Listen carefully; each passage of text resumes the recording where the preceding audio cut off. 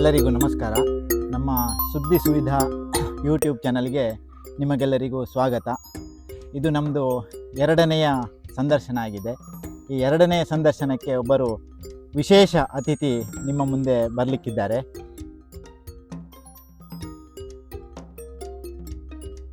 Round ಹೋಗಿದ್ಯಾ? Okay, second round ಕಾಲ್ ಅದಂದ್ರೆ ಈ ಲೆವೆಲಿಗೆ ಬರ್ಬೋದು ಅಂತ ಹೇಳಿ ಅವರು ಕೂಡ ಅನ್ಕೊಂಡಿರ್ಲಿ. ಇನ್ಸ್ಪಿರೇಷನ್ ಅಂದ್ರೆ ಯಾವಾಗ್ಲೂ ನಾನು ಫಾಲೋ ಮಾಡ್ತಿರೋದು ನಮ್ದು ಅಹಂ ಕಂಪ್ಲೀಟ್ ನಾವು ಮನೆಯಲ್ಲಿ ಇಟ್ಟು ಇಲ್ಲಿ, ಯಾಕಂದ್ರೆ ಅವ್ರು ಹೇಳಿದ್ದನ್ನು ಕೇಳು ಅಂದ್ರೆ ನನ್ಗೆ ಗೊತ್ತುಂಟು ಅನ್ನುವಂಥದ್ದು ಶಬ್ದವೇ ಬರ್ಬಾರ್ದು. ಎಷ್ಟು ಸೋಲ್ಫುಲ್ ಆಗಿ ಆಡಿದ್ರಿ ಗೊತ್ತಾ, ತುಂಬಾ ಚೆನ್ನಾಗಿ. What else you do apart from singing? ನಾನು ಯಕ್ಷಗಾನ ಮಾಡ್ತೀನಿ ಸರ್. ಯಕ್ಷಗಾನದ 4 ಸಾಲ ಆಡಿ. ಸರಿಗಮಪ ಸೆಮಿಫೈನಲಿಸ್ಟ್ ಪ್ರಜ್ಞಾ ಮರಾಠೆಯವರು. ಸೊ ಅವರನ್ನು ನಾವು ಈ ಚಾನಲ್ಗೆ ತುಂಬ ಹೃತ್ಪೂರ್ವಕವಾಗಿ ಸ್ವಾಗತಿಸ್ತೇವೆ. ನಮಸ್ಕಾರ. ನಮಸ್ಕಾರ. ಇವರು ಅರುಣ್ ಮರಾಠೆ ಮತ್ತು ಚಂದ್ರಕಲಾ ಮರಾಠೆಯವರ ಸುಪುತ್ರಿ. ಇವರು ಬೆಂಗಳೂರಿನಲ್ಲಿ ವಾಸವಾಗಿದ್ದಾರೆ. ಇವರು ಈಗ LLB ಫೈನಲ್ ಇಯರ್ನಲ್ಲಿದ್ದಾರೆ. ಸೊ ನಮ್ಮ ಚಿತ್ಪಾವನ ಬಾಂಧವರಲ್ಲಿ ಕೆಲವು ಬೆರಳೆಣಿಕೆಯಷ್ಟು ವ್ಯಕ್ತಿಗಳು, ಅಂದರೆ 3-4 ಜನರು ಮಾತ್ರ ಈ ರಿಯಾಲಿಟಿ ಶೋನಲ್ಲಿ ಫೈನಲ್ ವರೆಗೆ ಹೋಗಿದ್ದಾರೆ. ಅದರಲ್ಲಿ ನಕುಲ್ ಅಭ್ಯಂಕರ್, ಆಮೇಲೆ ಮಧುರಾ ಪಟ್ವರ್ಧನ್ ಮತ್ತು ಅಭಿನವ್ ಭಟ್. ಸೊ ಇವರು ಕೂಡ ರಿಯಾಲಿಟಿ ಶೋಗೆ ಹೋಗಿ ಅಲ್ಲಿ ವಿನ್ನರ್ಸ್ ಆಗಿದ್ದಾರೆ. ಸೊ ಹಾಗೆ ಈಗ ಪ್ರಜ್ಞಾ ಮರಾಠೆ ಅವರು ಕೂಡ ಸರಿಗಮ ಪದದಲ್ಲಿ ಸೆಮಿಫೈನಲಿಸ್ಟ್ ಆಗಿದ್ದಾರೆ. ಸೊ ಇವರು ಯಾವ ರೀತಿ ಆ ಇದರಲ್ಲಿ ಯಾವುದು ಆ ಲೆವೆಲ್ಗೆ ಹೇಗೆ ಹೋಗಿದ್ದಾರೆ, ಅವರ ಅನುಭವದ ಮಾತುಗಳೇನು, ಮತ್ತು ಅದರಲ್ಲಿ ಅವರಿಗೆ ಯಾವ ತೊಡಕುಗಳು ಬಂದಿದೆ, ಇದನ್ನೆಲ್ಲ ನಾವು ಅವರ ಮುಖೇನವೇ ಕೇಳೋಣ. ಈಗ ಮೊದಲಿಗೆ ನಿಮಗೆ ಹೇಗೆ ಅನ್ನಿಸ್ತಾ ಇದೆ? ಅಂದರೆ ನೀವು ಈಗ ಎಷ್ಟು 3-4 ತಿಂಗಳಾಯ್ತಾ ಏನೋ, ಎಷ್ಟು ಸಮಯ ಆಯ್ತು ನೀವು ಫೈನಲಿಸ್ಟ್ ಆಗಿ? ಆಕ್ಚುಲಿ 1 ವರ್ಷನೇ ಆಯ್ತು. ಲಾಸ್ಟ್ ಈ ಟೈಮಲ್ಲೇ ಲಾಸ್ಟ್ ಇಯರ್ ಫೈನಲ್ಸ್ ಶೂಟ್ ಆಗಿರುವಂಥದ್ದು. ಸೊ ನಿಮಗೆ ಹೇಗೆ ಅನ್ನಿಸ್ತದೆ? ಅಂದರೆ ಇಷ್ಟೆಲ್ಲ ನೀವು ಕಷ್ಟಪಟ್ಟು ಈ ಒಂದು ಲೆವೆಲಿಗೆ ಬಂದು ಅದೊಂದು ಆ ಖುಷಿ ನಿಮಗೆ ಹೇಗೆ ಅನ್ನಿಸ್ತದೆ? ತುಂಬಾನೇ ಖುಷಿ ಆಗುತ್ತೆ. ನಾನು ಸಂಗೀತ ಸ್ಟಾರ್ಟ್ ಮಾಡಿದ್ದು ತುಂಬ ಒಂದು 15 ವರ್ಷದ ಮುಂಚೆ ನಾನು ಕ್ಲಾಸ್ ಹೋಗಕ್ಕೆ ಸ್ಟಾರ್ಟ್ ಮಾಡಿದ್ದು. ಅದಾದಮೇಲೆ 15 ವರ್ಷ ಆದಮೇಲೆ ನನಗಿಂಥ ಒಳ್ಳೆ ಆಪರ್ಚುನಿಟಿ ಸಿಕ್ತು. ಯಾರಿಗಾರು ತುಂಬಾ ಖುಷಿ ಆಗುತ್ತೆ, ಯಾಕಂದರೆ ತುಂಬ ಸಂಗೀತ ಕಲಿಯೋರ್ದು ಕನಸ್ಸೇ ಅದು. ಜಿ ಕನ್ನಡದಲ್ಲಿ ಬರೋ ಸರೆಗಮಪ ರಿಯಾಲಿಟಿ ಶೋ ಅಲ್ಲಿ ನಾವು ಒಬ್ಬರಾಗಿರ್ಬೇಕು ಅಂತ ತುಂಬ ಜನ ಕಟ್ಟಿರ್ತಾರೆ. ಹೌದು, ಅದರಲ್ಲಿ ಸೆಲೆಕ್ಟ್ ಆಗಿ ನಾವು ಯಾವುದೇ ಹಂತದಲ್ಲಿ ಎಲಿಮಿನೇಟ್ ಹೋಗ್ತೀವೋ ಅದು ಸೆಕೆಂಡರಿ. ಬಟ್ ಅಲ್ಲಿ ಸೆಲೆಕ್ಟ್ ಆಗಿ ಅಲ್ಲಿ ಎಲ್ಲರ ಮುಂದೆ ಹಾಡ್ತೀವಿ ಅನ್ನೋದು ಒಂದು ದೊಡ್ಡ ಅವಕಾಶ ಸಿಕ್ಕಿರೋದು. ಸೊ ಖುಷಿ ಆಗುತ್ತೆ. ಓಕೆ, ಈಗ ನಿಮಗೆ ಸಂಗೀತಾಸಕ್ತಿ ಹುಟ್ಟಿನಿಂದ ಅಂತ ಹೇಳಿದರೆ ಸಣ್ಣ ಪ್ರಾಯದಿಂದಲೇ ಇತ್ತಾ, ಅಥವಾ ಮಧ್ಯದಲ್ಲಿ ಅದರ ಅಷ್ಟು ಇಂಟ್ರೆಸ್ಟ್ ಇಲ್ಲದೆ ಮತ್ತೆ ಅದು ಸ್ವಲ್ಪವಾಗಿ ಬೇರೆಯವರನ್ನು ನೋಡಿ ಬೆಳೀತಾ, ಹೇಗೆ ಅಂತ? ಮೊದಲಿಗೆ ನಾನು 5 ವರ್ಷ ಇದ್ದಾಗ LKG ಯಲ್ಲಿದ್ದಾಗ ನಮ್ಮ ಲೇಔಟಲ್ಲೇ ಒಂದು ಮೀನಾಕ್ಷಿ ಲೇಔಟ್ ಪಕ್ಕದ ಲೇಔಟಲ್ಲಿ ಒಬ್ಬರು ಸಂಗೀತ ಕ್ಲಾಸ್ ಮಾಡ್ತಾಯಿದ್ರು. ಅವಾಗ ನಾನೇ ಆ್ಯಕ್ಚುಲಿ ಅಮ್ಮಂಗೆ ಹೇಳಿದ್ದು, ನನಗೆ ಕಳಿಸು ಸಂಗೀತ ಕ್ಲಾಸಿಗೆ ಕಳಿಸು, ನಾನು ಕಲಿಬೇಕು ಅಂತ. ನಾನು ಆ್ಯಕ್ಚುಲಿ ಇಂಟ್ರೆಸ್ಟ್ ತೊಗೊಂಡು ಅದು ಹೆಂಗೆ ಇಂಟ್ರೆಸ್ಟ್ ಬಂತು ನನಗೆ ಎಲ್ಲ ಗೊತ್ತಿಲ್ಲ. ಮೋಸ್ಟ್ಲಿ ಯಾರಾದರೂ ಹಾಡಿದ್ದು ಕೇಳಿಸ್ಕೊಂಡು ಏನೋ ಗೊತ್ತಿಲ್ಲ, ನೆನಪಿಲ್ಲ ನನಗೆ.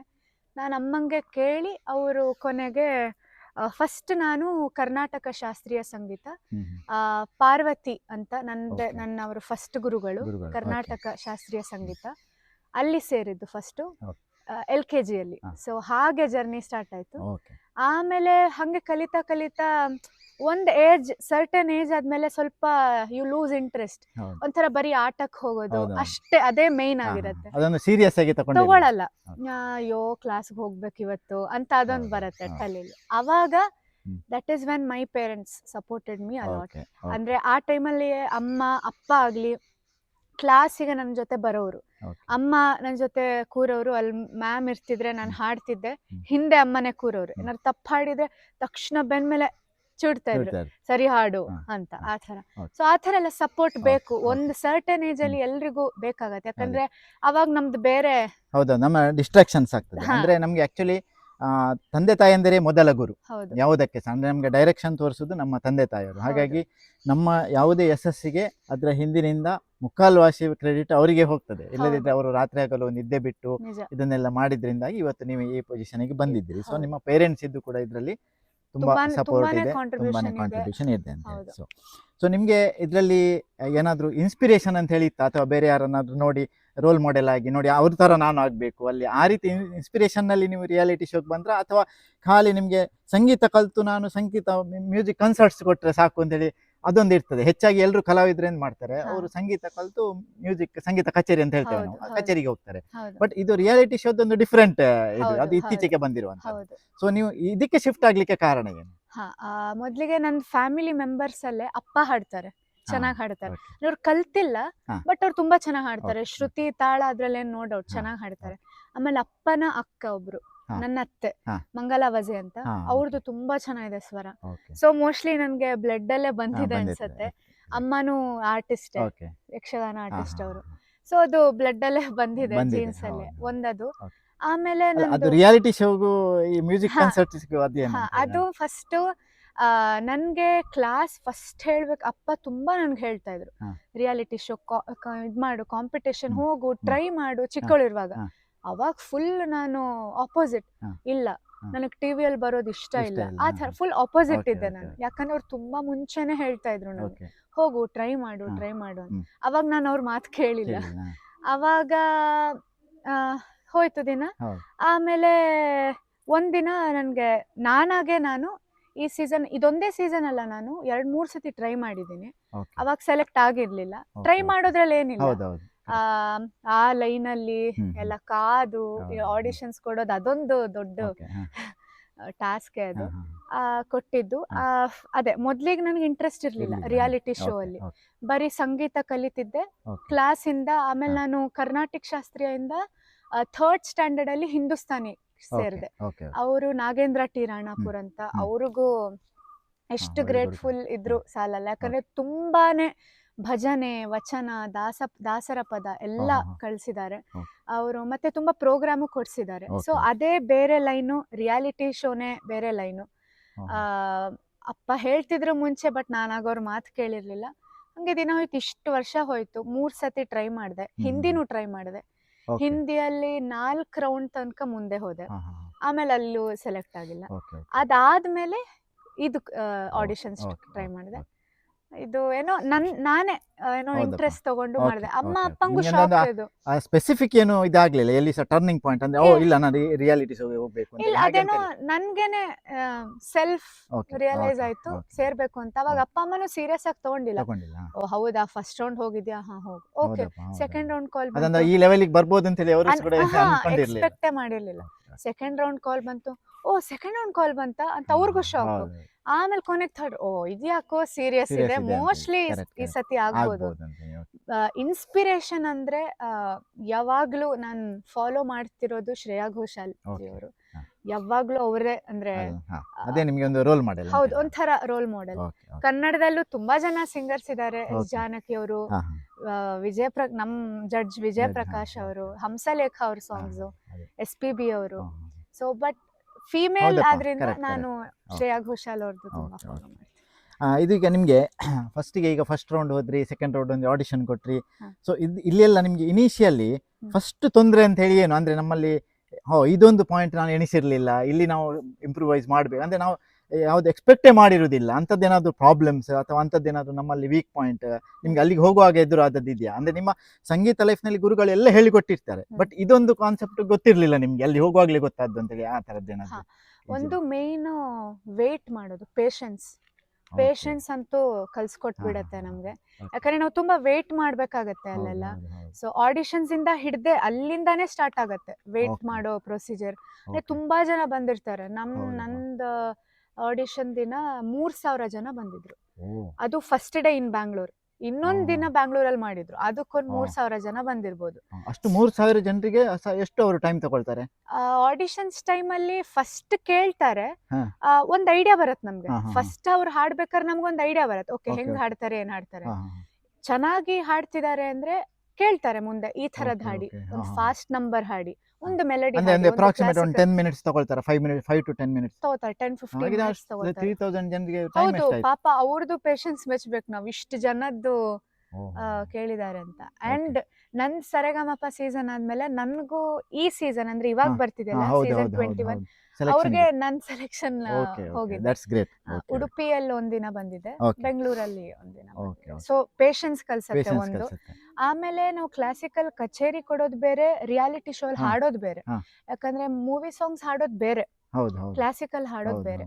ಸೊ ನಮ್ಗೆ ಅಲ್ಲಿ ಮೆಂಟರ್ಸ್ ಅಂತೆಲ್ಲ ಇರ್ತಾರಲ್ಲ, ಅವ್ರು ನಮಗ್ ಕಲ್ಸ್ಕೊಡ್ತಾರೆ ಹೇಗ್ Okay. ಹಾಡ್ಬೇಕು, ಪ್ಲೇ ಬ್ಯಾಕ್ಗೆ ಬೇಕಾಗುವಂತ ವಾಯ್ಸ್ ಆಗ್ಲಿ, Okay. ಹಸ್ಕಿನೆಸ್ ಆಗ್ಲಿ, ಹಾ, ಹಾ, ಏನ್ correct, ಬೇಕು ಅದೆಲ್ಲ ನಮಗ್ ಗೊತ್ತಾಗತ್ತೆ. ಇವಾಗ ನಾವ್ ಒಂದ್ ಹಾಡಿದ್ರೆ ಭಾವ ತುಂಬೋದು, ನಾವ್ ಇಲ್ಲಿದ್ರೆ ಮಾಮೂಲಿ ಹಾಡ್ತೀವಿ ತಿಂಗಳ ರಾತ್ರಿ ಅಂತ, ಅಲ್ಲಿದ್ರೆ ತಿಂಗಳ ರಾತ್ರಿ ಆತರ ಭಾವನೆ ತುಂಬೋದು. ಅದೇ ನಾವೀಗ ನೋಡ್ತೇವೆ, ಅವರು ಕೆಲವು ರಿಯಾಲಿಟಿ ಶೋ ನಲ್ಲಿ ವಿನ್ನರ್ಸ್ ಇರ್ತಾರೆ, ಬಟ್ ವಿನ್ನರ್ಸ್ ಫಸ್ಟ್ ಗೆ ಬಂದಾಗ ಅವರದ್ದು ಟೋಟಲ್ ಡಿಫರೆಂಟ್ ಇರ್ತದೆ. ಬಟ್ ಹೋಗ್ತಾ ಹೋಗ್ತಾ ಹೋಗ್ತಾ ತುಂಬಾ ಇಂಪ್ರೂವೈಸ್ ಆಗ್ತದೆ. ನಾವೇನು ಅಷ್ಟು ಇಂಪ್ರೂವೈಸ್ ಆಗ್ಬೇಕಿದೆ, ಇಲ್ಲಿ ಯಾರೋ ಏನೋ ಹೇಳಿಕೊಡ್ತಾ ಇದ್ದಾರೆ ಅವರಿಗೆ ಅಂತ. ನಮ್ಗೆ ಆ ಡಿಫ್ರೆನ್ಸ್ ವಿದಿನ್ ಸ್ವಲ್ಪ ವೀಕ್ಸ್ ಅಲ್ಲೇ ಅಷ್ಟು ಗೊತ್ತಾಗ್ಬೇಕಿದ್ರೆ, ಇವ್ರು ಆಕ್ಚುಲಿ ಇಲ್ಲಿ ವರ್ಷಗಟ್ಟಲೆ ಪ್ರಾಕ್ಟೀಸ್ ಮಾಡಿದ್ರು ಕೂಡ ಆ ಲೆವೆಲ್ಗೆ ಬರುದಿಲ್ಲ ಅವರು. ಹಾಗೆ ನಮ್ಗೆ ಗೊತ್ತಾಗ್ತದೆ ಒಬ್ಬ ಗೈಡ್ ಎಷ್ಟು ಇಂಪಾರ್ಟೆಂಟ್ ಅಂತ ಹೇಳಿ. ಪ್ರತಿ ಫೀಲ್ಡಿಗೆ, ನಿಮ್ದು ಸಂಗೀತ ಮಾತ್ರ, ಒಂದು ಬಿಸ್ನೆಸ್ ಇರ್ಲಿ, ಆ ಮೆಂಟರ್ ಇದ್ದ ಆ ಇಂಪಾರ್ಟೆನ್ಸ್ ನಮ್ಗೆ ಆ ಸಣ್ಣ ಸಣ್ಣ ಸಣ್ಣ ವಿಷಯದಲ್ಲಿ ಸಹ ಗೊತ್ತಾಗ್ತದೆ. ಅಂದ್ರೆ ನಿಮ್ದು 10 ವರ್ಷದ್ದು ಜರ್ನಿ 2 ವರ್ಷದಲ್ಲಿ ಮಾಡಿ ಮುಗಿಸ್ತಾನೆ ಅವ, ಯಾಕಂದ್ರೆ ಅವನದ್ದು ಎಕ್ಸ್ಪೀರಿಯನ್ಸ್ ಅವ ಹಾಕಿ. ಸೊ ನಿಮ್ಮ ಅನುಭವ ಕೂಡ ಇದೆ ಅಂತ ಈಗ ನೀವು ಹೇಳ್ತಾ ಇರುವಂತ. ನನ್ ಮೆಂಟರ್ ಹೇಮಂತ್ ಸರ್ ಇದ್ದಿದ್ದು. ಹೇಮಂತ್ ಸರ್ ಎಲ್ರಿಗೂ ಗೊತ್ತು, ಅವರು ತುಂಬಾ ಕನ್ನಡ ಸಾಂಗ್ಸ್ ಹಾಡಿದ್ದಾರೆ. ಇವಾಗ ರೀಸೆಂಟ್ ಆಗಿ ಕಾಟೇರ ಮೂವಿಗೆ ಯಾವ ಜನುಮದ ಗೆಳತಿ ಹಾಡಿದ್ರು, ಅವ್ರು ಫೇಮಸ್ ಇದ್ರು, ನಂದಿತಾ ಅವ್ರ ಜೊತೆ ಎಲ್ಲ ಹಾಡಿರ್ತಾರೆ. ಸೊ ಅವ್ರ ಎಕ್ಸ್ಪೀರಿಯನ್ಸ್ ನಮಗ್ ಹೇಳ್ಬೇಕಾರೆ ನಮಗ್ ಗೊತ್ತಾಗತ್ತೆ, ಓಕೆ ಹೀಗಿದೆ ಇಂಡಸ್ಟ್ರಿ, ಹೇಗಿದೆ ಹೀಗ್ ಹಾಡ್ಬೇಕು ಅಂತ. ಅವ್ರದ್ದು ಎಕ್ಸ್ಪೀರಿಯನ್ಸ್ ಹೇಳ್ಬೇಕಾದ್ರೆ ನಮಗೊಂದು ಐಡಿಯಾ ಬರುತ್ತೆ, ಓಕೆ ಹೀಗ್ ಹಾಡ್ಬೇಕು. ಮತ್ತೆ ಅವ್ರು ಹಾಡ್ ತೋರ್ಸುವಾಗ ಅವರು ನಮಗ್ ತುಂಬಾ ಚೆನ್ನಾಗಿ ಟೈಮ್ ಕೊಡ್ತಾರೆ. ಆಮೇಲೆ ಶೂಟಿಂಗ್ ಟೈಮಲ್ಲೂ ಅಷ್ಟೇ, VP sir, Vijay Prakash sir, Arjun Janya sir, Hamsalekha ಅವರು, ಅವ್ರದ್ದು ಎಕ್ಸ್ಪೀರಿಯನ್ಸ್ ಹೇಳ್ಬೇಕಾದ್ರೆ ನಮ್ಗೆ ಐಡಿಯಾ ಬರುತ್ತೆ. ಇಲ್ಲಿ ನೀವು ಹೇಳ್ತಾ ಇರುವಾಗ ನನ್ಗೆ ಇನ್ನೊಂದು ಅನ್ನಿಸ್ತದೆ, ಒಂದು ಪೇಷನ್ಸ್, ಎರಡನೇ ನಮ್ದು ಅಹಂ ಕಂಪ್ಲೀಟ್ ನಾವು ಮನೆಯಲ್ಲಿ ಇಟ್ಟು ಹೋಗ್ಬೇಕು ಇಲ್ಲಿ. ಯಾಕಂದ್ರೆ ಅವ್ರು ಹೇಳಿದ್ದನ್ನು ಕೇಳು ಅಂದ್ರೆ ನನ್ಗೆ ಗೊತ್ತುಂಟು ಅನ್ನುವಂಥದ್ದು ಶಬ್ದವೇ ಬರಬಾರ್ದು, ನನ್ಗೇನು ಗೊತ್ತಿಲ್ಲ ಅಂತ ಹೇಳಿ ಇರ್ಬೇಕು. ಆಗ ಮಾತ್ರ ನಮ್ಗೆ ಆ ಲೆವೆಲ್ಗೆ ಹೋಗ್ಲಿಕ್ಕೆ. ಇಲ್ಲ ಇದ್ರೆ ಅವರೆಂತ ಹೇಳುದು ಅಂತ ಒಂದು ಮನಸ್ಸಿನಲ್ಲಿ ಬರ್ಲಿಕ್ಕೂ ಸಾಧ್ಯತೆ ಉಂಟು. ಯಾಕಂದ್ರೆ ಇಲ್ಲಿ ಕೆಲವರು ಕ್ಲಾಸಿಕಲ್ ಮ್ಯೂಸಿಕ್ ಅನ್ನು ತುಂಬಾ ಕಲ್ತು ಹೋಗಿರ್ತಾರೆ, ಯಾಕಂದ್ರೆ ಇದಕ್ಕೂ ಅಲ್ಲಿಗೂ ತುಂಬಾ ವ್ಯತ್ಯಾಸ ಉಂಟು. ಇಲ್ಲಿ ಹಾಡುದೇ ಬೇರೆ, ಅಲ್ಲಿ ಹಾಡುದೇ ಬೇರೆ ಅಂತ. ಸೊ ಓಕೆ, ಸೊ ಅದು ಒಂದು. ಈಗ ನಿಮ್ಗೆ ರಿಯಾಲಿಟಿ ಶೋದಲ್ಲಿ ಫಸ್ಟ್, ಈಗ ನೀವು ಲೈಮ್ ಲೈಟಿಗೆ ಬಂದ ಮೇಲಿದ್ದ ವಿಷಯ ಅಲ್ಲ ನಾವು ಈಗ ಮಾತಾಡುದು, ಇನಿಷಿಯಲ್ ಸ್ಟೇಜ್ ಅಲ್ಲಿ. ಆಗ ನಿಮ್ಮನ್ನು ಯಾರು ಕೂಡ ಅಷ್ಟು ಐಡೆಂಟಿಫಿಕೇಶನ್ ಇರ್ಲಿಲ್ಲ, ಖಾಲಿ ಸ್ಟ್ರಗಲ್ ನಿಮ್ಗೆ ಮಾತ್ರ ಗೊತ್ತು ಅದ್ರದ್ದು, ನಿಮ್ಗೆ ಮತ್ತೆ ನಿಮ್ಮ ಪೇರೆಂಟ್ಸ್ಗೆ. ಸೊ ಆ ಟೈಮ್ ನಲ್ಲಿ ನೀವು ನಿಮ್ಮ ಎಜುಕೇಶನ್ ಮತ್ತೆ ಇದನ್ನು ಹೇಗೆ ವರ್ಕ್ ಲೈಫ್ ಅದನ್ನು ನೀವು ಬ್ಯಾಲೆನ್ಸ್ ಮಾಡ್ತಾ ಇದ್ರಿ? ಅವಾಗ ಟೈಮ್ ಮ್ಯಾನೇಜ್ಮೆಂಟ್ ಹೇಗೆ ಅಂತ? ಅವಾಗ ಆಕ್ಚುಲಿ ಟೈಮ್ ಮ್ಯಾನೇಜ್ಮೆಂಟ್ ಈಸಿ ಇರ್ತಿತ್ತು, ಯಾಕಂದ್ರೆ ವೀಕ್ಲಿ 2 ದಿನ ನನಗೆ ಮ್ಯೂಸಿಕ್ ಕ್ಲಾಸ್ ಇರ್ತಿತ್ತು. ಸೊ ಸ್ಕೂಲ್ ಕಾಲೇಜ್ ಅದ್ರ ಪಾಡು ಎವ್ರಿಡೇ ಇರ್ತಿರ್ಲಿಲ್ಲ. ಇಲ್ಲ, ಎವ್ರಿಡೇ ಇರ್ತಿರ್ಲಿಲ್ಲ, ವೀಕ್ಲಿ 2 ದಿನ ಇರೋದು. ಅದಕ್ಕೆ ಕಾಲೇಜ್ ಮುಗಿಸ್ಕೊಂಡು ಕ್ಲಾಸಿಗೆ ಹೋಗೋದು. ಅವಾಗ ಅಷ್ಟೇನ್ ಹೆಕ್ಟಿಕ್ ಇರ್ಲಿಲ್ಲ ಆಕ್ಚುಲಿ, ಯಾಕಂದ್ರೆ ಅವಾಗ ನಮ್ದೊಂದು ರೆಗ್ಯುಲರ್ ಇರ್ತಿತ್ತಲ್ಲ. ಈ ದಿನ ಟ್ಯೂಸ್ಡೇ ಕ್ಲಾಸ್ ಇದ್ರೆ ಬೇಗ ಬಂದು ಮ್ಯಾನೇಜ್ ಆಗ್ತಿತ್ತು ಅವಾಗ. ಅದಂದ್ರೆ ನಿಮ್ಗೆ ಅದು ಅಷ್ಟೊಂದು ಕಷ್ಟ ಅಂತ ಅನ್ನಿಸ್ತಿಲ್ಲ, ಅಂದ್ರೆ ಹ್ಯಾಂಡಲ್ ಮಾಡ್ಲಿಕ್ಕೆ ಆಗುವಂತ ಸಿಚುವೇಶನ್ ಅಂತ ಅನ್ನಿಸ್ತಿರ್ಲಿಲ್ಲ? ಹೌದು, ಅದು ಹ್ಯಾಂಡಲ್ ಮಾಡ್ಬೋದಿತ್ತು. ಇದು ಈ ಟೈಮಲ್ಲಿ ಅಂದ್ರೆ ಸರೆಗಮಪ ಟೈಮಲ್ಲಿ ಅದು ಆ ಟೈಮ್ ನಲ್ಲಿ ಸ್ವಲ್ಪ ಜಾಸ್ತಿ ಇರ್ತದೆ. ಅದು ಹೇಗಿರ್ತಿತ್ತು ಶೆಡ್ಯೂಲ್? ನಂದ್ ಹೇಗಿತ್ತಂದ್ರೆ, ನಾನು LLB ಇವಾಗ 10th ಸೆಮ್, ನಾನು 7th ಸೆಮ್ ಅಲ್ಲಿ ಇದ್ದಾಗ ನಾನು ಸರೆಗಮಪ ಸೆಲೆಕ್ಟ್ ಆಗಿದ್ದೆ. 7th ಸೆಮ್ ಫೈನಲ್ ಎಕ್ಸಾಮ್ ಇತ್ತು ನಂದು ಮೆಗಾ ಆಡಿಷನ್ ಶೂಟಿಂಗ್ ಇದ್ದಿದ್ದು October 4th. October 4th ನಂದು 7th sem final exam, labour ಲಾ ಫೈನಲ್ ಎಕ್ಸಾಮ್ ನಂದು. ಸೊ ಇವಾಗ ಇದಾ ಅಂತ ಕಂಪೇರ್ ಮಾಡಿದ್ರೆ ಚೂಸ್ ಮಾಡುವಂತ ಟೈಮ್ ಬಂತು. ಟೈಮ್ ಬಂತು. ಇವಾಗ ನಾನು ಮುಂಚೆ ಇರ್ತಿದ್ರೆ, ಇವಾಗ ಸೆಕೆಂಡ್ PU ಹಂಗಿರ್ತೀರ, ನಾನು ಹೋಗ್ಲೇಬೇಕು, ಎಕ್ಸಾಮ್ ಬರೀಲೇಬೇಕು. ಇದು ಅಯ್ಯೋ ಇಷ್ಟೊಳ್ಳೆ ಬ್ಯೂಟಿಫುಲ್ ಆಪರ್ಚುನಿಟಿ ಸಿಕ್ಕಿದೆ, ಯಾರು ಬಿಡ್ತಾರೆ ಇದನ್ನ, ಇದು ಹೋಗ್ಲಿ ಅಂತ. ಯಾಕಂದ್ರೆ ನಮ್ಗೆ ಚಾನ್ಸ್ ಇದೆ ಅಲ್ಲ, ನೆಕ್ಸ್ಟ್ ಸೆಮ್ ಬರಿಬೋದು ಅಂತ. ಸೊ ಅದು ಬಿಟ್ಟು ಸ್ವಲ್ಪ ಅನ್ಸ್ತಿತ್ತು, ಅಯ್ಯೋ ಇದು ಎಕ್ಸಾಮ್ ಬೇರೆ ಬಿಟ್ಟಿದೀನಿ, ಇಲ್ಲಿ ಸೆಲೆಕ್ಟ್ ಆಗಿಲ್ಲ ಅಂದ್ರೆ ಅಯ್ಯೋ 2 ಹೋಯ್ತಲ್ಲಪ್ಪ, ಅದು ಇಲ್ಲ ಇದು ಇಲ್ಲ ಅಂತ. ಸೊ ಎಕ್ಸಾಮ್ ಬಿಟ್ಟು ಆಡಿಷನ್ಸ್ ಹೋಗಿದ್ ನಾನು. ಸೊ ಆಮೇಲೆ ಶೂಟಿಂಗ್ ಸ್ಟಾರ್ಟ್ ಆದ್ಮೇಲಿಂದ ವಾರಕ್ಕೆ 1 ದಿನ ಶೂಟಿಂಗ್, ಟ್ಯೂಸ್ಡೇಸ್ ಅಂತ ಇಟ್ಕೊಂಡ್ರೆ ಫುಲ್ ಅವತ್ತಿನ ದಿನ ಹೋಗಕ್ಕಾಗ್ತಿರ್ಲಿಲ್ಲ. ಆದ್ರೆ ಹಿಂದಿನ ದಿನ ಮೆಂಟರಿಂಗ್, ಫೈನಲ್ ಬ್ಯಾಂಡ್ ರಿಹರ್ಸಲ್ಲು ಆ ಥರ ಎಲ್ಲ ಇರುತ್ತೆ. ಸೊ ವೀಕ್ಲಿ 4 ದಿನ ಫುಲ್ ಬ್ಯುಸಿ ಇರ್ತಿದ್ದೆ. ಇನ್ 2 ದಿನಾನು 1 ದಿನಾನು ಕಾಲೇಜ್ ಹೋಗ್ತಿದ್ದೆ. ಕಾಲೇಜ್ ಅವರು ಅಲ್ಲಿ ಅಟೆಂಡೆನ್ಸ್ ಇದ್ದು ನಿಮ್ಗೆ ಏನಾದ್ರು ಮಾತಾಡ್ಬೇಕಿತ್ತು. ಮಾತಾಡ್ಬೇಕಿತ್ತು. ಜಿ ಅವ್ರ ಲೆಟರ್ ಕಳ್ಸಿದ್ರು. ಸೊ ಅಲ್ಲಿ ಮ್ಯಾನೇಜ್ ಆಯ್ತು. ಅಲ್ಲ ನಾನು ಹೇಳಿದ ಈಗ ನಿಮ್ಗೆ ಅಲ್ಲಿ ಹೋಗಿ ಮಾಡುವಂತದ್ದೊಂದು ಇದೆಯಲ್ಲ, ಬಟ್ ನೀವು ಮನೆಯಲ್ಲಿ ಪ್ರಾಕ್ಟೀಸ್ ಮಾಡ್ಬೇಕಲ್ಲ. ಈಗ ನೀವು ಅಲ್ಲಿ ಹೋಗ್ಬೇಕಿದ್ರೆ ಸರಿಗಮಪಕ್ಕೆ ಹೋಗಿ ಹಾಡುದಾದ್ರೆ, ಈಗ ಒಂದು ಹಾಡುದಾದ್ರೆ ನಿಮ್ಗೆ ಪ್ರಾಕ್ಟೀಸ್ ಮಾಡ್ಬೇಕು. ಅಂದ್ರೆ ಅದನ್ನು ಪ್ರಾಕ್ಟೀಸ್ ಮತ್ತೆ ಹೋಗುದೊಂದು ಉಂಟೆ, ಮತ್ತೆ ಇದು ಎಜುಕೇಶನ್ ಅಲ್ಲಿ, ಯಾಕಂದ್ರೆ ಎಜುಕೇಶನ್ ಅಲ್ಲಿ ಕೂಡ ಅಲ್ಲಿ ಒಳ್ಳೆ ಮಾರ್ಕ್ಸ್ ಅನ್ನು ತೆಗಿಬೇಕು. ಸೊ ಅದನ್ನು ಹೇಗೆ ಮಾಡ್ತಿದ್ರಿ? ಪ್ರಾಕ್ಟೀಸ್ ಹೇಗೆ ಮಾಡ್ತಿದ್ರಿ? ಬೆಳಿಗ್ಗೆ ಬೇಗ ಹೇಳ್ತಿದ್ರಾ ಅಥವಾ ರಾತ್ರಿ ಪ್ರಾಕ್ಟೀಸ್ ಮಾಡ್ತಿದ್ರಾ, ಹೇಗೆ ಅಂತ ಹೇಳಿ? ಪ್ರಾಕ್ಟೀಸ್ ಮೋಸ್ಟ್ಲಿ ನಾನು ಯಾವಾಗ್ಲೂ ಮಾಡ್ತಿದ್ದೆ. ಅಂದ್ರೆ ಮೆಟ್ಲು ಹತ್ಬೇಕಾದ್ರೆ ಹಾಡು, ಕಿಚನ್ ಹೋಗ್ಬೇಕಾದ್ರೆ ಹಾಡು, ಅಂದ್ರೆ ಅದು ಬೈಪಾಠ ಆಗ್ಬೇಕಲ್ಲ, ಲಿರಿಕ್ಸ್ ನೋಡ್ಕೊಂಡು ಹಾಡಕ್ ಆಗಲ್ಲ. ಸೊ ಯಾವಾಗ್ಲೂ ಹಾಡ್ತಾ ಇದ್ದೆ. ಕಾಲೇಜ್ದು ಎಷ್ಟಾಗತ್ತೋ ಅಷ್ಟೇನೋ ಒಂದು ಅಟ್ಲೀಸ್ಟ್ ಪಾಸ್ ಆಗೋಷ್ಟು ಓದಿ ಬರೆಯೋದು ಅಷ್ಟೇ ಇದ್ದಿದ್ ನನ್ ತಲೆಯಲ್ಲಿ. ಅಪ್ಪ ಅಮ್ಮನೂ ಹೇಳ್ಬಿಟ್ಟಿರು, ಅದ್ರ ಬಗ್ಗೆ ನೀನ್ ತಲೆ ಕೆಡ್ಸ್ಕೊಳ್ಳೇಬೇಡ. ಇದು ಅಲ್ಲಿ ಎರಡು ಸೈಡ್ ಅಲ್ಲಿ ನಿಮ್ಗೆ ಪ್ರೆಷರ್ ಇರ್ಲಿಲ್ಲ? ಇರ್ಲೇ ಇರ್ಲಿಲ್ಲ ನಂಗೆ. ನನ್ ಪೇರೆಂಟ್ಸ್ ಯಾವಾಗಾದ್ರೂ ನೀನ್ ಸಂಗೀತದಲ್ಲೇ ಹೋಗು ಅಂತಾನೆ ಇರೋದು. ಸೊ ನನ್ಗೆ ಇಲ್ಲದಿದ್ರು ನನ್ ಪೇರೆಂಟ್ಸ್ ಏನ್ ಪ್ರೆಷರ್ ಮಾಡಿ ಇಷ್ಟೇ ಮಾರ್ಕ್ಸ್ ಬರ್ಬೇಕು, ಇಷ್ಟೇ ಗ್ರೇಡ್ ಅವ್ರಿಗೆ ಇರ್ತದೆ, ಕಲ್ತು ಇಷ್ಟು ಮಾರ್ಕ್ ಮಾಡ್ಬೇಕು, ರ್ಯಾಂಕ್ ತಗೊಳ್ಬೇಕು. ಇಲ್ಲ ಆತರ ಅಂತೂ ಇಲ್ವೇ ಇಲ್ಲ. ಅಂದ್ರೆ ಒಂದ್ ಮಿನಿಮಮ್ ಕಾನ್ಫಿಡೆನ್ಸ್ ಅಂತೂ ಇದೆ, ಇಷ್ಟಾರು ತೆಗಿತಾಳೆ, ಪಾಸ್ ಆಗ್ತಾಳೆ ಅಂತ. ಬಟ್ ಈ ಟೈಮಲ್ಲಿ ಪಾಪ ಅವ್ರಿಗೂನು ಅನ್ಸಿತ್ತು ಹೆಂಗ್ ಮ್ಯಾನೇಜ್ ಮಾಡ್ತಾಳೋ ಅಂತ. ಯಾಕಂದ್ರೆ ನಂದು ಸೆಮಿಫೈನಲ್ಸ್ ಮುಗೀತು, ಫೈನಲ್ ಮುಗೀತು. ಅದ್ರ 10 ದಿನ ಆದ್ಮೇಲೆ ನಂದು 8th sem final exam. So ಆ ಒಂದು ಹೋಲ್ ಸೆಮ್ ನನ್ ಸರೆಗಮಪ್ಪನೇ ಆಯ್ತು. ಸೊ ಆ 10 days ಅಲ್ಲಿ ನನಗೆ ಸಿಲೆಬಸ್ ಗೊತ್ತಿಲ್ಲ, ಅಂದ್ರೆ ಹೋಗೇ ಇಲ್ಲ ಅಲ್ಲ ಕಾಲೇಜ್ಗೆ. 10 ದಿನದಲ್ಲಿ ಏನೋ ಒಂದು ಓದಿ 8th ಸೆಮ್ ಕ್ಲಿಯರ್ ಆಯ್ತು. ಸೊ ವರ್ತ್ ಅಂತ. ಸೊ ಈಗ ನಿಮ್ಗೆ ಇದು ಸಂಗೀತ ಬಿಟ್ಟು ಬೇರೆ ಏನಾದ್ರು ನಿಮ್ದು ಹಾಬೀಸ್ ಇದೆಯಾ? ಹಾಬೀಸ್ ಅಂದ್ರೆ ಟೈಮ್ ಇಲ್ಲ ಆಕ್ಚುಲಿ, ಬಟ್ ಸ್ಟಿಲ್ ಕೇಳ್ತಾ ಇದ್ದೆ ಏನಾದ್ರು ಇದೆಯಾ ಅಂತ. ಹಾಬೀಸ್ ಅಂದ್ರೆ ನಾನು ಸ್ಕೂಲ್ ಟೈಮಲ್ಲಿ ನಾನು ಸ್ಪೋರ್ಟ್ಸ್ ತುಂಬಾ ಆಡ್ತಿದ್ದೆ. ಸ್ಪೋರ್ಟ್ಸ್ ಅಲ್ಲಿ ಯಾವುದು? ಸ್ಪೋರ್ಟ್ಸ್ ಅಲ್ಲಿ ನಾನು ಬಾಸ್ಕೆಟ್ ಬಾಲ್ ಆಡ್ತಿದ್ದೆ, ಹ್ಯಾಂಡ್ ಬಾಲ್ ಆಡ್ತಿದ್ದೆ, ವಾಲಿಬಾಲ್ ಆಡ್ತಿದ್ದೆ. ಮತ್ತೆ ಅಥ್ಲೆಟಿಕ್ ಅಂದ್ರೆ ರನ್ನಿಂಗು ಸ್ವಲ್ಪ ಓಕೆ ಇದ್ದೆ. ಆಗ ತುಂಬಾನೇ ಆಕ್ಟಿವ್ ಇದ್ದೆ ಸ್ಪೋರ್ಟ್ಸ್. ಸೆಕೆಂಡ್ PU ಅಲ್ಲಿ ಅಷ್ಟು ಬರೀ ಸಂಗೀತ ಅಷ್ಟೇ. ಸೊ ಸ್ಪೋರ್ಟ್ಸ್ ಇದ್ದೆ. ಆಮೇಲೆ ಅಮ್ಮಂದು ಯಕ್ಷಗಾನ ಇದೆ ಅಲ್ಲ, ಅವ್ರದ್ದು ಟೀಮ್ ಇದೆ ಅಲ್ವಾ, ಅವರು ಕೂಡ ಒಳ್ಳೆ ಟ್ಯಾಲೆಂಟೆಡ್. ಹೌದು, ಅವ್ರದೊಂದು ಚಿಕ್ಕವನ ಮಹಿಳಾ ಯಕ್ಷಗಾನ.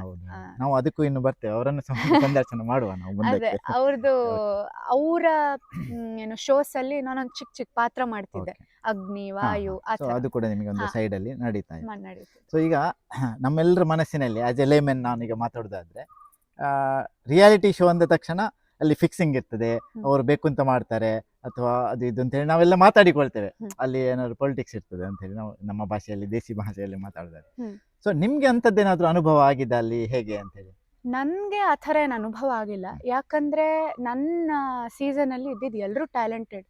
ಸೊ ಇವಾಗ ಅವ್ರೇನಾದ್ರು ಹಂಗ್ ಪೊಲಿಟಿಕ್ಸ್ ಮಾಡಿದ್ರೆ ಅಂತ ಅನ್ಕೊಳ್ಳಿ, ಬಟ್ ಜನರಿಗೆ ಗೊತ್ತಾಗತ್ತಲ್ವಾ ಇವ್ರು ಹೆಂಗ್ ಬಂದ್ರು, ಯಾಕಂದ್ರೆ ಅಲ್ಲಿ ಇದ್ದವ್ರು ಎಲ್ಲಾ ಟ್ಯಾಲೆಂಟೆಡ್. ಇವಾಗ ಫೈನಲಿಸ್ಟ್ಸ್ ಕೂಡ ಎಲ್ರು ಹಾಡವ್ರೆ. ಹಂಗಿದ್ರೆ ಎಲ್ರು ಟ್ಯಾಲೆಂಟೆಡ್ ಇದ್ರು. ನನ್ಗೆ ಆ ಥರ ಏನು ಎಕ್ಸ್ಪೀರಿಯನ್ಸ್ ಆಗಿಲ್ಲ. ರಿಯಾಲಿಟಿ ಶೋ ಅಲ್ಲಿ ಎಲ್ಲ ಅಂದ್ರೆ ರಿಯಲ್ ಆಗೇ ಇರುತ್ತೆ. ಸೊ ಬಟ್ ಅಂದ್ರೆ ನಾವು ಎಂತ ಎಣಿಸ್ತೇವೆ ಅಂತ ಹೇಳಿದ್ರೆ, ಈಗದ ಜನರು ನಮ್ದು ಥಿಂಕಿಂಗ್ ಎಷ್ಟು ಅಡ್ವಾನ್ಸ್ಡ್ ಆಗಿದೆ ಅಂತ ಹೇಳಿದ್ರೆ, ಅಲ್ಲಿ ನೀವು ಸುಮ್ಮನೆ ಹೋಗಿ ಲಿಪ್ಸ್ ಇದು ಮಾಡುದು, ಅದು ಅಲ್ಲಿ ಬರ್ತದೆ ತನ್ನಷ್ಟಕ್ಕೆ. ಅಲ್ಲಿವರೆಗೆ ನಮ್ದು ಮೈಂಡ್ ಸೆಟ್ ಆಗಿದೆ ಈಗ ಜನರು ಆ ತರ ಕೂಡ. ಬಟ್ ಈಗ ನಿಮ್ದೆಲ್ಲ ನಾವು ಲೈವ್ ನೋಡಿದ್ದೇವೆ, ಅದರಿಂದ ಅಂತದ್ದೆಲ್ಲ ಚಾನ್ಸಸ್ ಇಲ್ಲ.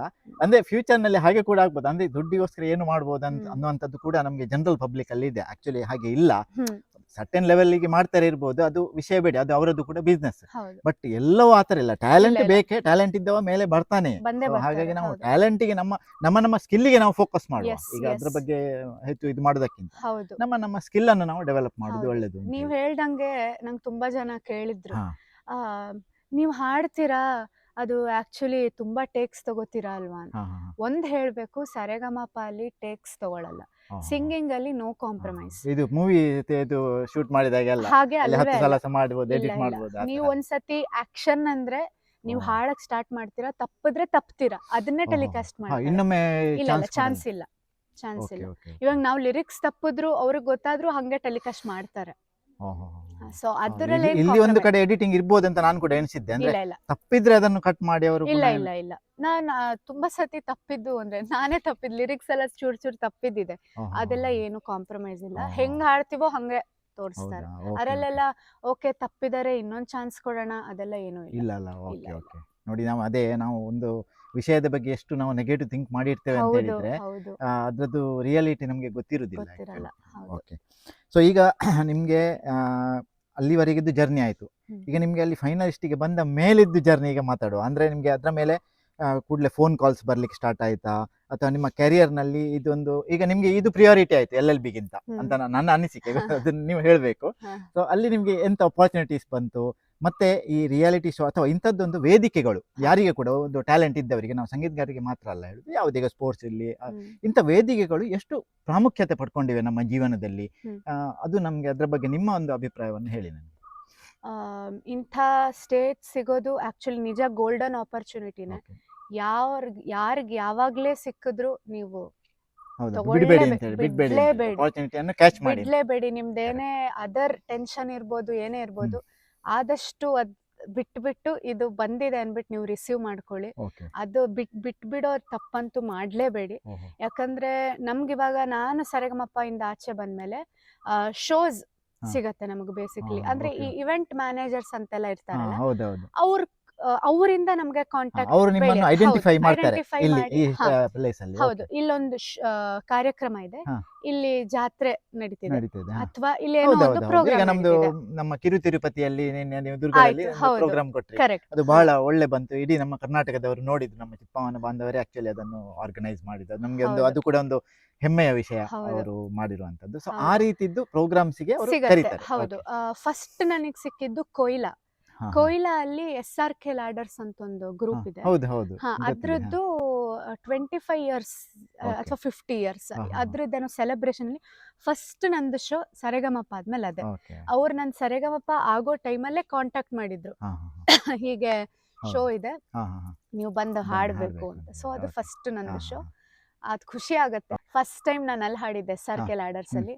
ಅವರು ರೆಕಗ್ನೈಸ್ ಮಾಡಿ ಕಾಲ್ ಮಾಡಿ ಕರೆದಿದ್ದಾರೆ ಅಂತ ಅನ್ನುವಾಗ ಹೌದು, ಯಾರು ಅಟ್ಲೀಸ್ಟ್ ನೋಡ್ತಾ ಇದಾರೆ, ಖುಷಿ ಆಗತ್ತೆ ನಮ್ಗೆ.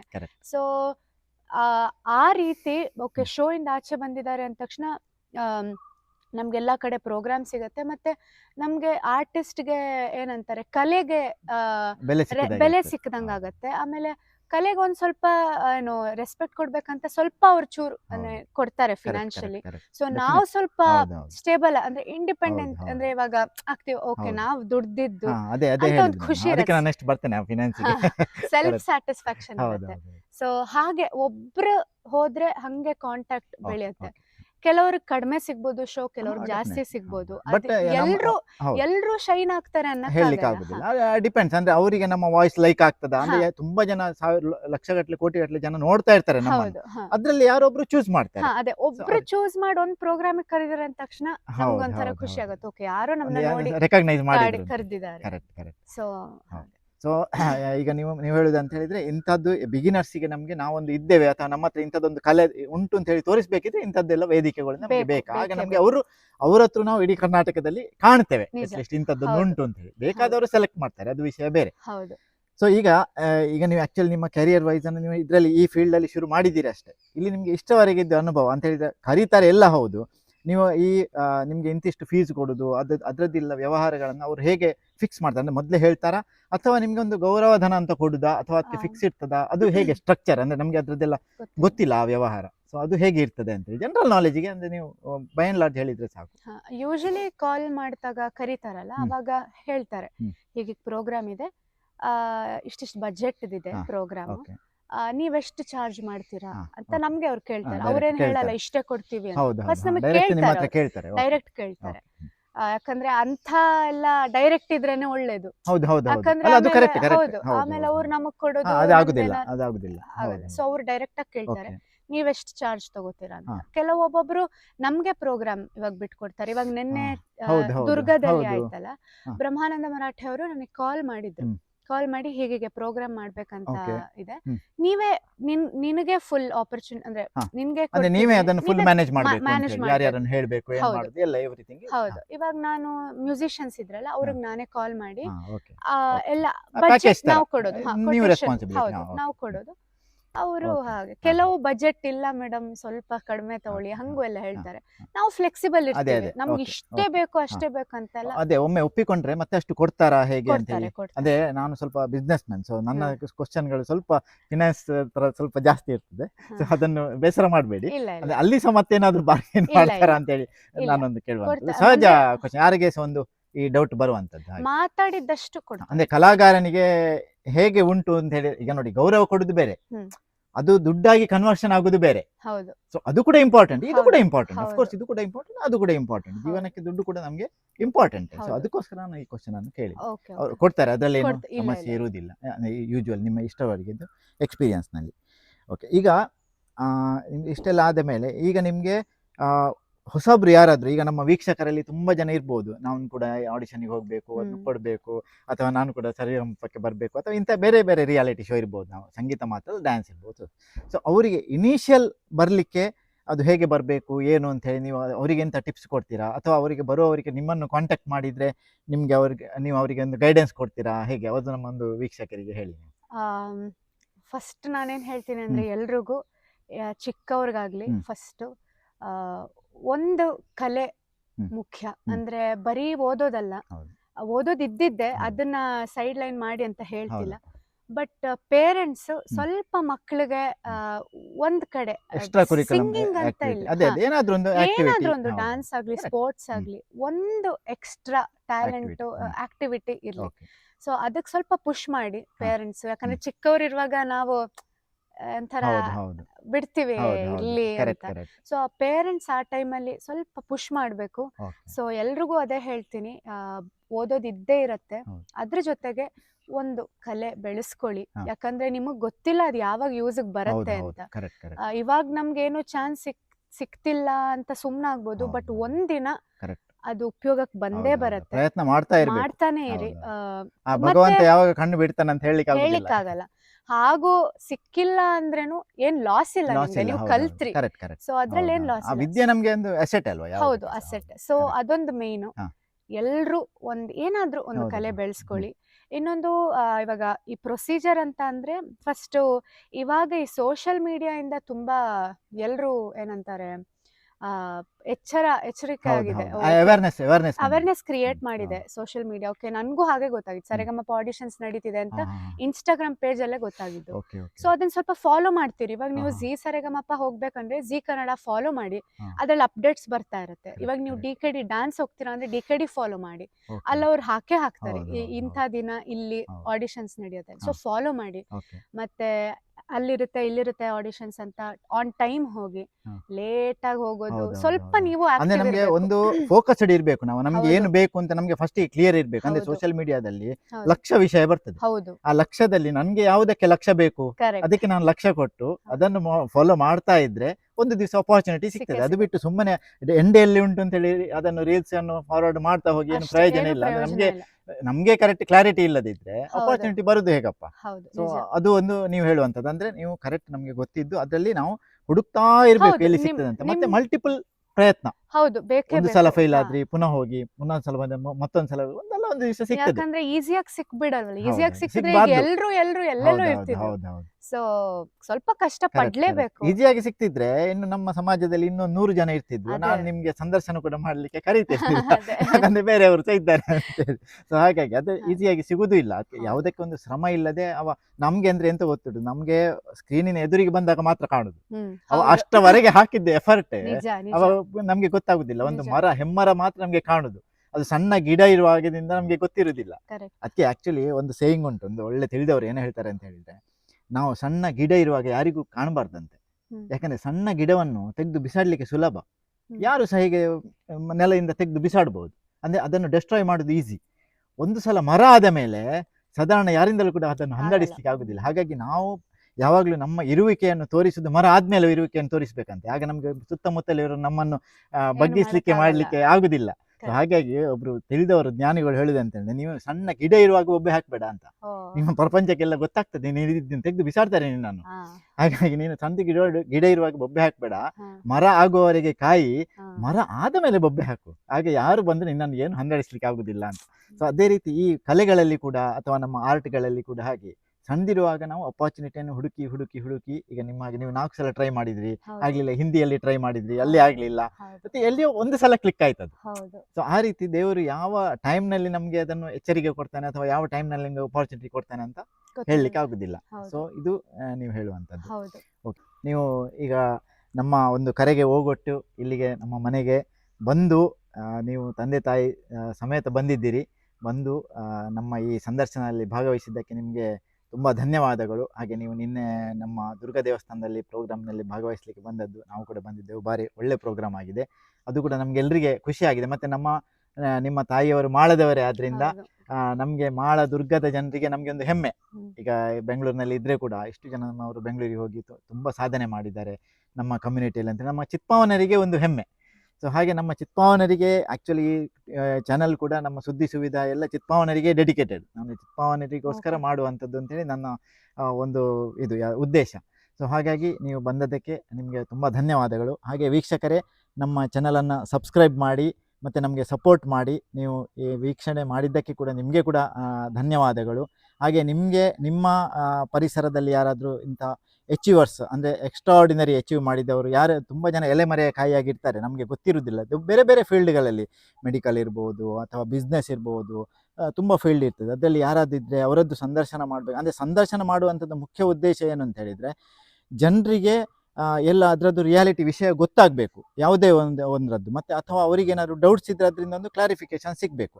ಮತ್ತು ಅವರು ನೆಕ್ಸ್ಟ್ ಸ್ಟೆಪ್ ಅಥವಾ ನೆಕ್ಸ್ಟ್ ಯಾರಿಗಾದರೂ ಎಣಿಸ್ಲಿಕ್ಕಿದ್ರೆ ಇದರಲ್ಲಿ ಹೋಗಬೇಕು, ಮುಂದೆ ಹೋಗಬೇಕು ಅಂತ ಹೇಳಿದರೆ ಅದನ್ನು ಹೇಗೆ ಮಾಡಬೇಕು ಅಂತೇಳಿ ಅವರಿಗೊಂದು ದಾರಿ ಕಾಣಬೇಕು ಅಂತ ಹೇಳಿಗೋಸ್ಕರ ನಾವು ಸಂದರ್ಶನ ಮಾಡುವಂಥದ್ದು. ಸೊ ಇದರದ್ದು ಉಪಯೋಗವನ್ನು ಎಲ್ಲ ಸಮಾಜ ಬಾಂಧವರು ತಗೊಂಡು ಕೂಡ ಇದು ಹೀಗೆ ನಮಗೆ ಮುಂದಕ್ಕೆ ಕೂಡ ಸಪೋರ್ಟ್ ಮಾಡಿ ನಮ್ಮ ಕಮೆಂಟ್ಸಲ್ಲಿ ಅಥವಾ ನಮಗೆ ಮೆಸೇಜ್ ಮಾಡಿ, ಯಾರನ್ನಾದರೂ ಸಂದರ್ಶನ ಮಾಡಬೇಕು ಅಂತೇಳಿ ಅದು ನೀವು ಮೆಸೇಜ್ ಮಾಡಿ.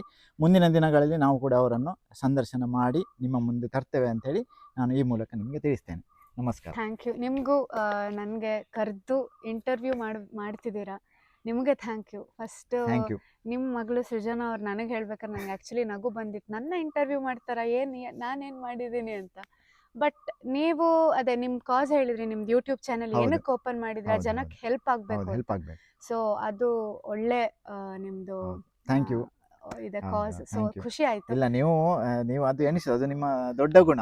ಆದರೆ ಕೂಡ ನೀವು ಅಷ್ಟು ಸ್ಟ್ರಗಲ್ ಮಾಡಿ ಅಲ್ಲಿ ಹೋದದ್ದು ಅದು ಏನು ಸಾಮಾನ್ಯ ಸಾಧನೆ ಅಲ್ಲ, ಸಾಮಾನ್ಯರಿಗೆ ಮಾಡಲಿಕ್ಕೆ ಆಗುವಂಥದ್ದಲ್ಲ. ಬಟ್ ಯಾರು ಕೂಡ ಮನಸ್ಸು ಮಾಡಿದರೆ ಮಾಡ್ಬೋದು ಅನ್ನುವಂಥದ್ದು ನೀವು ಸಾಧನೆ ಮಾಡಿ ತೋರಿಸಿದ್ದೀರಿ. ಇದು ನಮಗೆ ಎಲ್ರಿಗೂ ಒಂದು ಮೋಟಿವೇಶನ್ ಆಗಲಿ, ಇನ್ಸ್ಪಿರೇಷನ್ ಆಗಲಿ ಅಂತೇಳಿ ನಾನು ಎಣಿಸಿ, ಆ ದೇವರಲ್ಲಿ ನಿಮ್ಮ ಮುಂದಿನ ಭವಿಷ್ಯ ಅಥವಾ ನಿಮ್ಮ ಈ ಮ್ಯೂಸಿಕ್ ಫೀಲ್ಡಲ್ಲಿ ಇನ್ನೂ ಕೂಡ ದೊಡ್ಡ ದೊಡ್ಡ ಅಪಾರ್ಚುನಿಟಿ ಆಗಿ ನೀವು ದೊಡ್ಡ ಒಂದು ನ್ಯಾಷನಲ್ ಇಂಟರ್ನ್ಯಾಷನಲ್ ಲೆವೆಲ್ ಸೆಲೆಬ್ರಿಟಿಯಾಗಿ ಮತ್ತೆ ನಾನು ನಿಮ್ಮನ್ನು ಪುನಃ ಸಂದರ್ಶನ ಮಾಡಿ ಒಂದು ಒಳ್ಳೆ ಸ್ಟುಡಿಯೋದಲ್ಲಿ ಸಂದರ್ಶನ ಮಾಡುವಂಥದ್ದು ಬರಲಿ. ಆಗ ನೀವು ಇನ್ನು ದೊಡ್ಡ ದೊಡ್ಡ ಕಲಾವಿದರೊಟ್ಟಿಗೆ ಇರುವಂಥ ಫೋಟೋಸ್ ಬರಲಿ ನಮಗೆ ಈ ವಿಡಿಯೋದಲ್ಲಿ ಹಾಕಲಿಕ್ಕೆ ಅಂತೇಳಿ ಎಣಿಸಿ ಆ ಭಗವಂತನಲ್ಲಿ ಪ್ರಾರ್ಥನೆ ಮಾಡಿ ನಿಮಗೆ ಒಳ್ಳೆ ಇದು ಸಿಗಲಿ, ಮುಂದಿನ ಜೀವನದಲ್ಲಿ ಒಳ್ಳೆಯದಾಗಲಿ ಅಂತೇಳಿ ಹಾರೈಸಿ ಮುಗಿಸ್ತೇನೆ. Thank you.